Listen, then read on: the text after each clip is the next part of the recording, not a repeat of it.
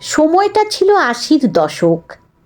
উত্তর কলকাতার অলিগলির মধ্যে খুব সাধারণ একটা বাড়ি ছিল। তখনকার দিনে আজকের মতো নিউক্লিয়ার ফ্যামিলির কনসেপ্ট এতটা জোরালোভাবে উঠে আসেনি, তাই সবাই মিলেমিশেই থাকত। উত্তর কলকাতার পুরনো আমলের বাড়িগুলো দেখা আছে। সদর দরজা দিয়ে ঢুকেই বাড়ির মধ্যে প্রবেশ করে সবার আগে আপনার চোখে পড়বে একটা বিশাল বড় কলতলা। রবি ঘোষের গল্প হলেও সত্যি সিনেমাটা যাদের দেখা আছে তারা জানেন, সেখানে আধমালা নারকেল দিয়ে রবি ঘোষ যে কলতলার শ্যাওলা পরিষ্কার করছিলেন, তখনকার দিনে প্রায় সব বাড়িতেই এইরকম একটা বিশাল কলতলা থাকতো। ওটার পাশ দিয়ে লাল মেঝের এক ফালি বারান্দা চলে গেছে, বারান্দার পাশ দিয়ে ঘর। এইরকম একটা বাড়িতে চ্যাটার্জিরা থাকতেন। জ্ঞাতি গোষ্ঠী মিলিয়ে ৩তলা বাড়িতে প্রায় জনা ২৫-৩০ জন একসাথে থাকেন। বাড়ির বেশিরভাগ পুরুষই ওকালতি প্র্যাকটিস করেন। সচ্ছল মধ্যবিত্ত ধার্মিক ফ্যামিলি। সেই বাড়ির ছোট মেয়ে ছিলেন প্রণতি চ্যাটার্জি, গোটা পাড়ার বাচ্চা কাচ্চাদের কাছে যিনি আদরের ফুলপিসি নামেই পরিচিত ছিলেন। এক মাঘ মাসের গোধূলি লগ্নে ফুলপিসির সঙ্গে বিয়ে হলো এক ডাক্তারবাবুর। পাড়ার বউ মেয়েরা প্রায় ৩-৪ দিন ধরে চ্যাটার্জি বাড়িতে পাত পেরে খেলো, তত্ত্ব সাজালো। পাড়ার ছেলেরা চ্যাটার্জি বাড়ির ছেলেদের সঙ্গে হাত লাগিয়ে বাজার করলো, ঠাকুরের রান্নার তদারকি করলো, এমনকি কোমরে গামছা বেঁধে বিয়ের দিন পরিবেশনও করলো। বিয়ের পরের দিন সকালে আছাড়ি পিছাড়ি কান্না কেঁদে ফুলপিসি ডাক্তার বরের সাথে শ্বশুরবাড়িতে রওনা দিল। কদিন বাদে দিরাগমনে মেয়ে জামাই বাড়িতে আসবে। গোটা বাড়ির সবাই সেদিন অপেক্ষা করছে। নতুন জামাই প্রথমবার শ্বশুরবাড়িতে আসছে, তাই সকাল থেকে বাড়ির সমস্ত মহিলারা মিলে রান্নাঘরে এসে জুটেছে। সকাল সকাল ভালো দই আর বিভিন্ন রকমের মিষ্টি বাড়িতে নিয়ে আসা হয়েছে। কাশ্মীরি আলুর দম আর নারকেল কুচি কিশমিশ দিয়ে ছোলার ডাল তৈরি, ময়দা মাখাও সারা। মেয়ে জামাই ঢুকলে গরম গরম লুচি ভেজে তাদের পাতে দেওয়া হবে। তার সঙ্গে সঙ্গত দেওয়ার জন্য মিষ্টিগুলো তো রয়েছেই। 10টার মধ্যে তাদের এসে পড়ার কথা। ঘড়ির কাঁটা 11টা, 11:30 পেরিয়ে 12টা যখন ছুঁই ছুঁই, তখন বাড়ির মানুষগুলোর ধৈর্যচ্যুতি ঘটল। এ বাড়ির কর্তা ডাক্তারবাবুর বাড়িতে ফোন করলেন। ডাক্তারবাবুর বাড়ি থেকে জানানো হলো তারা তো ঠিক সময়ে বাড়ি থেকে বেরিয়ে গেছে। দুই বাড়ির সদস্যদের কপালে চিন্তার ভাঁজ পড়ল। তখনও মানুষ নিজের কাজকে অন্যের বিপদের থেকে বড় করে দেখা শুরু করেনি। তাই চ্যাটার্জি বাড়ির ছেলেদের সঙ্গে পাড়ার ছেলে বুড়োর দলও বেরোলো ব্যাপারটা খতিয়ে দেখার জন্য। বেলা 1টা নাগাদ পাড়ায় ভেসে এলো এক ভয়ঙ্কর সত্য। বেহালা থেকে বাগবাজারে আসার পথে ট্রাকের ধাক্কায় ফুলপিসিদের গাড়ি প্রায় দুমড়ে মুচড়ে গেছে। গাড়িতেই ড্রাইভার মারা গেছেন। ডাক্তারবাবু আর ফুলপিসি হাসপাতালে মৃত্যুর সঙ্গে পাঞ্জা লড়ছেন। গোটা পাড়া ভেঙে পড়ল হাসপাতালে। রাত জাগা বিপদগ্রস্ত পরিবারের পাশে থাকা, তাদের প্রয়োজনীয় জিনিসপত্রের যোগান দেওয়া, গোটা পাড়া যেন তখন 12 ঘর এক উঠোন। কিন্তু প্রায় 6-7 বোতল রক্ত দেওয়ার পরেও ডাক্তারবাবুকে বাঁচানো গেল না। তবে প্রায় দিন 15 পরে ফুলপিসি হাসপাতাল থেকে ছাড়া পেলেন। ফুলপিসি আবার বাপের বাড়িতে ফেরত এলেন। ডাক্তারবাবু মারা যাওয়ার পর থেকে পিসির শ্বশুরবাড়ির লোকজন হাসপাতালে পিসির খবর নেওয়ার আর কোনো প্রয়োজন মনে করেনি। দিরাগমনে যেতে গিয়ে তাদের ছেলে মারা গিয়েছে, তাই পুরো ঘটনার দায় তারা পিসির ঘাড়েই চাপিয়ে তাকে অপয়া, অলক্ষ্মী ইত্যাদি বিভিন্ন সম্ভাষণে অভিহিত করে তার জীবন থেকে পুরোপুরি ভোকাট্টা হয়ে গেলেন। পিসি আগের মতোই চ্যাটার্জি বাড়িতে থাকা শুরু করলেন। বৌদি, কাকিমা, জেঠিমারা তাকে আগলে রাখে, কিন্তু খাওয়ার সময় পিসি খেতে বসে বাড়ির বিধবা মহিলাদের সাথে।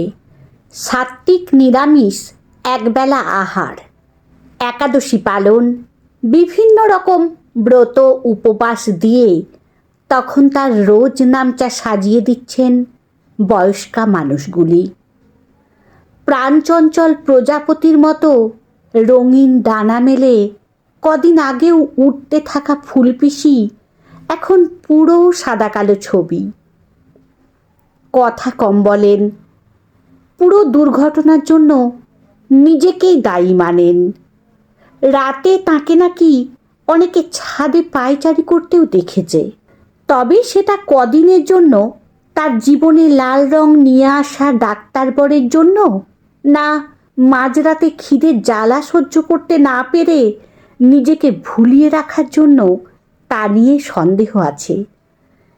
ধীরে ধীরে ফুলপিসিও বুঝতে পারছিল যে বাড়ি বা পাড়াটা আগের হলেও পরিস্থিতি আগের মতো নেই। শুভ কাজে লোকজন তাকে এড়িয়ে চলছে। তাকে দেখে মেয়ে মহলে চলা রসালো গল্প থেমে যাচ্ছে।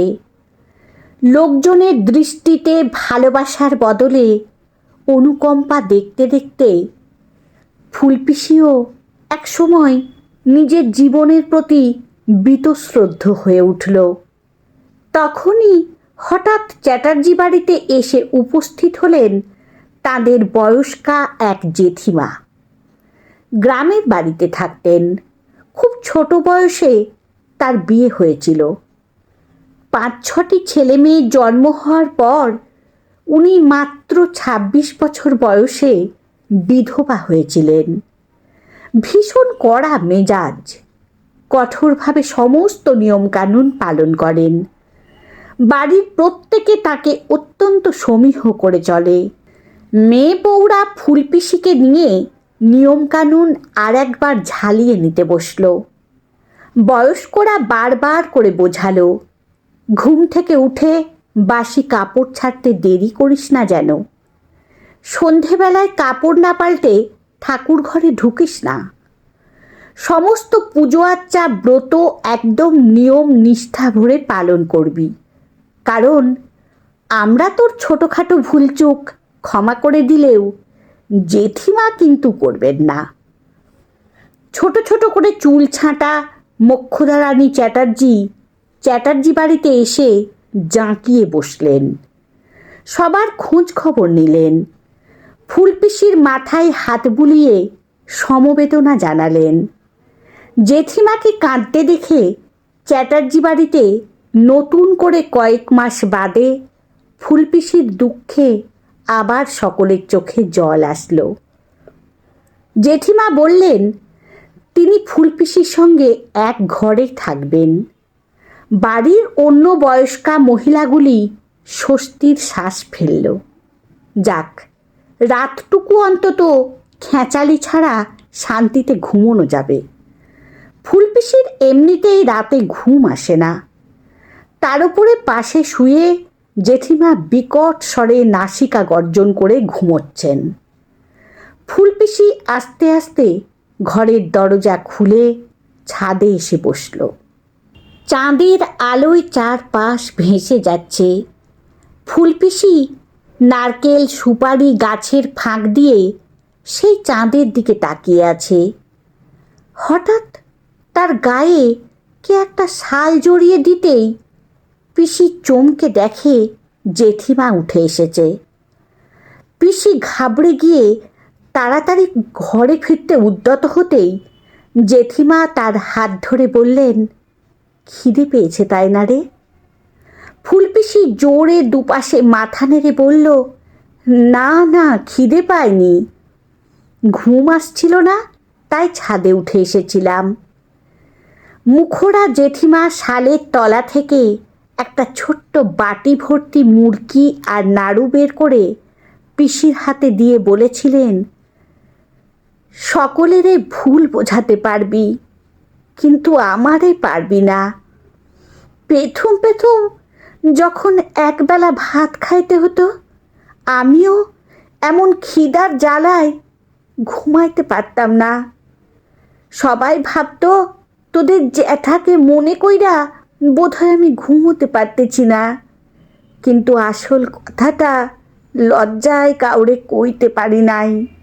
প্রায় 8-9 মাস বাদে রাতে ওই এক বাটি মুরকি আর নাড়ু খেয়ে কাঁসার গ্লাসের জলটা নিঃশেষে শেষ করে ফুলপিসি সেদিন রাতে ভালো করে ঘুমিয়েছিলেন। পরের দিন সকলকে অবাক করে জেঠিমা ঘোষণা করেছিলেন, আজ থেকে প্রণতি দুবেলায় ভাত খাবে, কোনো রকম বৈধব্য পালন ও আর করবে না। বাড়িতে ঝড় উঠেছিল। পাড়ার লোক বলেছিল বুড়ো বয়সে ভীমরতি ধরেছে, কিন্তু জেঠিমা গোঁ ধরে বসেছিলেন। তার অকাট্য যুক্তি ছিল, কয়েকদিনের নামমাত্র বিবাহের জের টেনে একটা মানুষ সারা জীবন অকারণে নিজের প্রতি অত্যাচার করতে পারে না। চ্যাটার্জি বাড়ির বয়স্ক কর্তা বলেছিলেন, কিন্তু সমাজে থাকতে হয় আমাদের, লোকে কি বলবে? মহিলা উত্তর দিয়েছিলেন, সমাজ তো আমাদের বাড়ির মেয়েটাকে অলক্ষী অপয়াও বলছে, শুভ কাজে ডাকছে না, তোরা বাড়ির লোক হয়েও সেটা করবি? এই বয়স থেকে ও যতদিন বাঁচবে ততদিন যদি এইভাবে ওকে বাঁচতে হয়, তার থেকে ওকে বিষ দে, খেয়ে মরে যাক। এমনিতেও ও বেঁচে আছে বলে তো আমি অন্তত মনে করছি না। ভদ্রলোক অবাক হয়ে বলেছিলেন, জেঠিমা তুমি এ কথা বলছো? বলছি রে, কারণ জ্বালাটা আমি জানি, তাই নিজে জ্বলেছি বলেই আর একটা মেয়েকে সেই জ্বালার হাত থেকে রক্ষা করতে চাইছি। বাগবাজারের বাড়ি থেকে জেঠিমা ফুলপিসিকে নিয়ে টালা পার্কের বাড়িতে এসে উঠেছিলেন। সেখানে ফুলপিসি আবার রঙিন কাপড় পরা শুরু করেছিল, সেলাই শিখতে যেত। তারপর সেখানে একটা সেলাই শেখানোর স্কুলও খুলেছিল। মেয়ে বউরা এসে সেখানে সেলাই শিখত। ফুলপিসির জীবনে রং, স্বাদ, হাসি আস্তে আস্তে ফেরত আসতে শুরু করেছিল। ফুলপিসি জেঠিমাকে বহুবার বুঝিয়েছে, আমাকে তুমি দুবেলা ভাত খাওয়াচ্ছ, পাতে মাছ নিতে বলছো, নিজে করছো না কেন? বয়স্কা মহিলাটি হেসে বলতেন, এটা এখন অভ্যেস হয়ে গেছে। সেই 26 বছর বয়স থেকে এভাবে চলতে চলতে কবে 3-20 বয়স পেরিয়ে গেছে আমার। না খেয়ে থাকতে থাকতে খিদেটাই মরে গেছে। এখন এর অন্যথা হলে এই বয়সে শরীর আর নিতে পারবে না রে। ফুলপিসির জীবনে লাল রঙটা আর কখনো ফেরত আসেনি, কিন্তু পৃথিবীর বাকি রঙগুলি তার জীবনে ফেরত এনে দিতে পেরেছিলেন জেঠিমা। তার যে জানা ছিল বেরঙিন বিস্বাদ জীবন কতটা ভয়ঙ্কর।